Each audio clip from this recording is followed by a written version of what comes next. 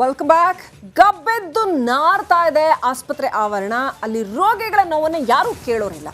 ಅಧಿಕಾರಿಗಳ ಆಟಾಟೋಪಕ್ಕೆ ಬ್ರೇಕೇ ಬೀಳ್ತಾ ಇಲ್ಲ. ಇದು ಕಲಬುರಗಿ ಜಿಮ್ಸ್ ಆಸ್ಪತ್ರೆಯ ಅವ್ಯವಸ್ಥೆ.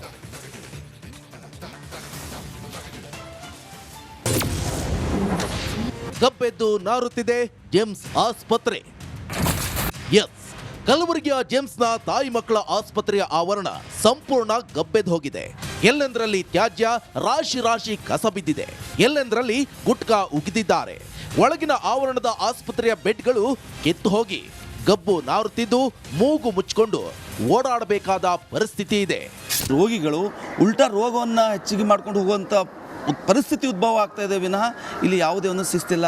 ಒಳಗಡೆ ಬಾತ್ರೂಮ್ ಅಂತೂ ನೋಡ್ಬೇಕು ಸರ್, ನೋಡೋಕ್ಕೆ ಆಗಲ್ಲ. ನೀವು ಈಗಾಗಲೇ ಒಳಗಡೆ ಹೋದರೆ ಅಷ್ಟೊಂದು ಸ್ಮೆಲ್ಲು, ಅಷ್ಟೊಂದು ಗಲೀಜು. ಬೆಡ್ಗಳು ನೋಡಬೇಕು, ಎಲ್ಲಿ ಬೇಕಾದ್ರೂ ಉಗುಳಿದ್ದಾರೆ. ವಿಶೇಷವಾಗಿ ಈಗ ಒಂದು ಡೆಲಿವರಿ ಆದಮೇಲೆ ಅದಕ್ಕೆ ಆದಂಥ ಒಂದು ವೇಸ್ಟೇಜನ್ನು ಒಂದು ಕಡೆ ಹಾಕಬೇಕು ಅಂತೇಳಿ ಒಂದು ನಿಯಮ ಇದೆ. ಆದರೆ ಅದು ಹೇಳೋಕ್ಕೂ ನಾಚಿಕೆ ಆಗುತ್ತೆ ನಮಗೆ. ಇನ್ನು ಈ ಅವ್ಯವಸ್ಥೆ ಬಗ್ಗೆ ವೈದ್ಯಕೀಯ ಶಿಕ್ಷಣ ಸಚಿವರನ್ನ ಕೇಳಿದ್ರೆ ಬೇರೆಡೆ ಬೊಟ್ಟು ತೋರಿಸ್ತಿದ್ದಾರೆ.